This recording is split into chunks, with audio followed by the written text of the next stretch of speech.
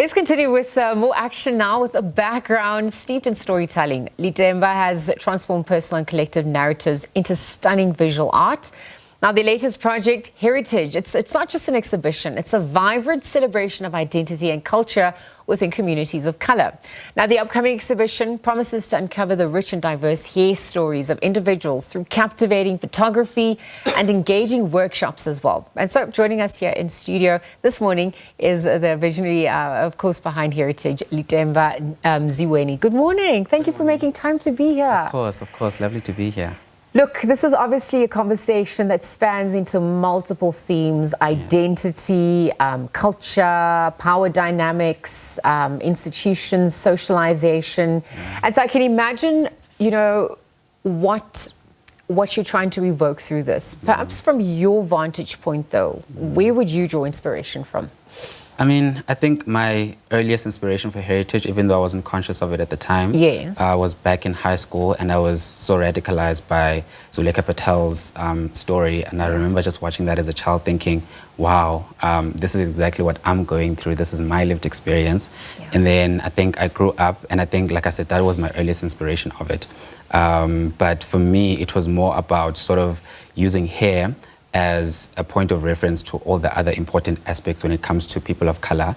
Hair is such a political thing, but I just don't know if people understand that, you know. And hair influences a lot of who we are, how people perceive us, how we perceive ourselves, how we feel about ourselves.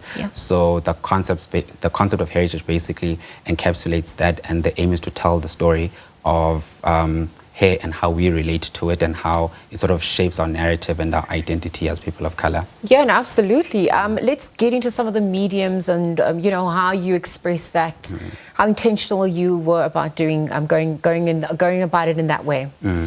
It actually started off as an internal conversation with myself, and I realized that for me, it felt like I adopted different personalities with the different hairstyles that I've had over the years. So with each different hairstyle I had, I became a completely different person. And I remember just having a conversation with my close circle of friends before I started with the photography and the filmmaking aspect of it. And everybody I spoke to about their own hair stories related, but in a completely different context, you know. Some would talk about hair in a more political way, but some would talk about hair in more of a professional context and how they may feel discriminated against in terms of how they wear their hair. And I realized that, okay, as a photographer, I really want to tell the story in a visually capturing way. But I also was very intentional about how I portrayed people of color, you know. I think one of my inspirations, Umasona Bentloko, is a huge advocate on the portrayal of people of color in a good light. So even with Hairitage, we tell the story of people of color in a good light, but we tell the story in its most raw form, using photography and filmmaking. Yes. So when we look at the narratives that currently pervade society, what gives you hope? Do you think that enough strides have been taken, just on the back of what you're speaking about, level of respectability, the discrimination that happens, or just the imposition at large that we're subjected to? No, of course. I mean, I've seen the evolution from when I was in high school to what's happening in high school now. I remember there were certain hairstyles that we couldn't do back in high school as people of color and as a black boy and as black girls, you know.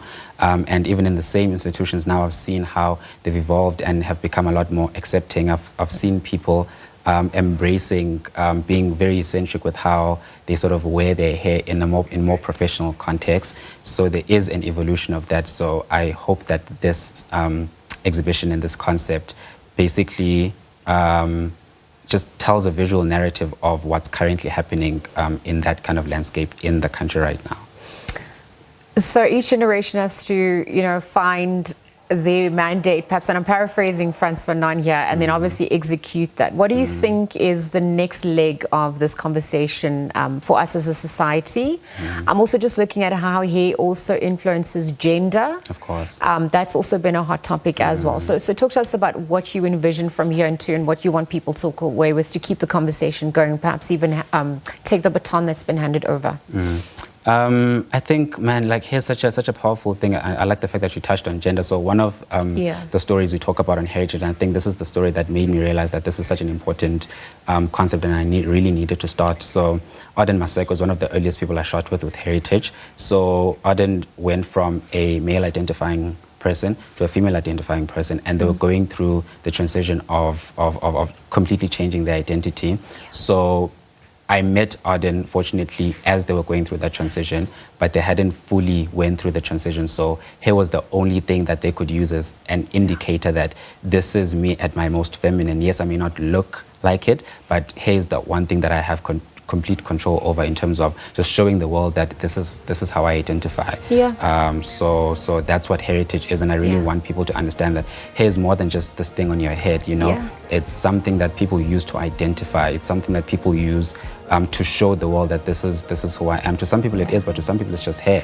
You know. So. And I mean, also if you look at the science behind and the physiology linked to it, I mean, we also know that there are different benefits associated as well. But thank you for being part of this conversation and for sharing your story as well. I know we try to untangle the politics of hair, but we'll leave that conversation there and continue as the days go by. Lithemba Nziweni this morning sharing about an inspiring journey, vision behind Hairitage, that photography exhibition that of course is coming soon. So as we leave that conversation there, it's just after 8 o'clock.